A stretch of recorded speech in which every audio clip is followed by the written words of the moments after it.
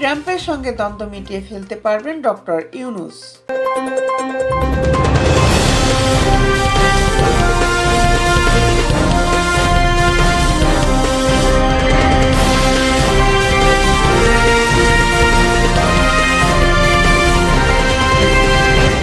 প্রধান উপদেষ্টা ডক্টর মোহাম্মদ ইউনূস যুক্তরাষ্ট্রের নবনির্বাচিত প্রেসিডেন্ট ডোনাল্ড ট্রাম্পের সঙ্গে থাকা দ্বন্দ্ব মিটিয়ে ফেলতে পারবেন বলে মনে করছেন বিশেষজ্ঞরা। এছাড়া নতুন মার্কিন প্রশাসনের সঙ্গেও নতুন করে কাজ শুরু করতে পারবেন তিনি। বিশেষজ্ঞরা বলছেন, ট্রাম্পের সঙ্গে ইউনূসের টানাপোড়েনের সম্পর্কের বিষয়টি ওপেন সিক্রেট, কিন্তু বাংলাদেশের সঙ্গে যেহেতু ভারত ও চীনের কৌশলগত ভালো সম্পর্ক রয়েছে, তাই বাংলাদেশকে যুক্তরাষ্ট্রের প্রয়োজন রয়েছে। ওয়াশিংটন ভিত্তিক পর্যবেক্ষক সংস্থা উইলসন সেন্টারের দক্ষিণ এশিয়া ইনস্টিটিউটের পরিচালক মাইকেল গুগলম্যান বলেছেন, আমি মনে করি ডক্টর ইউনূস দ্বন্দ্ব মিটিয়ে ফেলতে প্রস্তুত থাকবেন। ট্রাম্প এমন সময় ক্ষমতায় এলেন যখন শেখ হাসিনা পরবর্তী বাংলাদেশ গড়ার চেষ্টা করছে ডক্টর ইউনূস। তিনি আরো বলেছেন, আমি ইউনূসের কাছ থেকে এখন খুব বেশি সমালোচনা প্রত্যাশা করছি না। আর তিনি ট্রাম্পকে নির্বাচনে জয়ের পর যে উষ্ণ অভিনন্দন জানিয়েছেন, এই বিষয়ে এটি একটি গুরুত্বপূর্ণ বার্তা দিচ্ছে।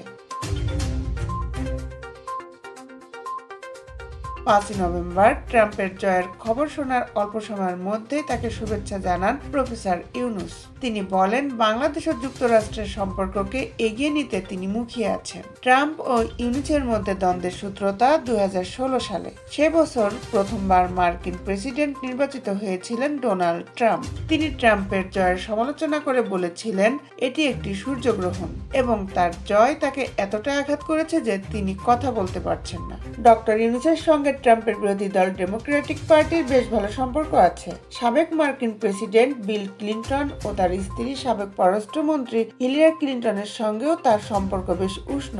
ঢাকা বিশ্ববিদ্যালয়ের আন্তর্জাতিক সম্পর্ক বিষয়ক অধ্যাপক লাইলুফার ইয়াসমিন বলেছেন, 2016 সাল আর এখনকার পরিস্থিতি ভিন্ন।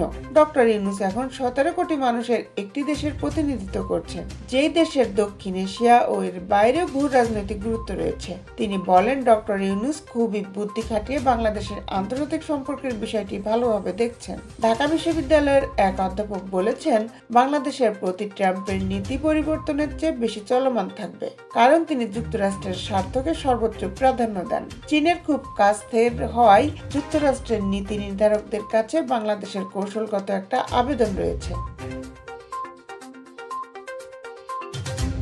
ওয়াশিংটন ঢাকাকে ইন্দো প্যাসিফিক কৌশলের একটি গুরুত্বপূর্ণ অংশ হিসেবে দেখার খুবই সম্ভাবনা রয়েছে, যেটির মাধ্যমে তারা বাণিজ্য ও ব্যবসায়িক সম্পর্ক বৃদ্ধি করবে, বলেন লাইলুফার ইয়াসমিন। আন্তর্জাতিক পর্যবেক্ষক সংস্থা আইপিএজি এশিয়া প্যাসিফিক অস্ট্রেলিয়ার চেয়ারম্যান সৈয়দ মুনির খুসরু বলেছেন, 2016 সালে হিলারি ক্লিনটনকে ইউনূস যে ডোনেশন দিয়েছিলেন, সেটি ট্রাম্প ইউনূসের সম্পর্ক জটিল করেছে। তবে এই বিষয়ে বাংলাদেশের পুরো বৈদেশিক নীতির প্রতিনিধিত্ব করে না, কারণ যুক্তরাষ্ট্রের সঙ্গে বাংলাদেশের পারস্পরিক লাভজনক ক্ষেত্র যেমন ব্যবসা, উন্নয়ন ও প্রযুক্তিতে ভালো সম্পর্ক বজায় রেখেছে। এই বিশ্লেষক বলেছেন, ট্রাম্পের নতুন প্রশাসনের সঙ্গে বাংলাদেশের সম্পর্ক আরো বৃদ্ধি করবে, বিশেষ করে ডিজিটাল অবকাঠামো উন্নয়নের ক্ষেত্রে। তার মতে, নির্বাচনের আগে ট্রাম্প বাংলাদেশকে নিয়ে যে পোস্ট দিয়েছিলেন, সেটি তার নীতির প্রতিনিধিত্ব নয়, মূলত নির্বাচনী প্রচারণার অংশ ছিল। এই বিশ্লেষক আরো বলেন, বাংলাদেশের উচিত একজন লবিস্ট নিয়োগ করা, যিনি বাংলাদেশের অভ্যন্তরীণ নীতি ও মার্কিন নীতি নির্ধারকদের কাছে বাংলাদেশের আবেদন বৃদ্ধি করতে পারবেন।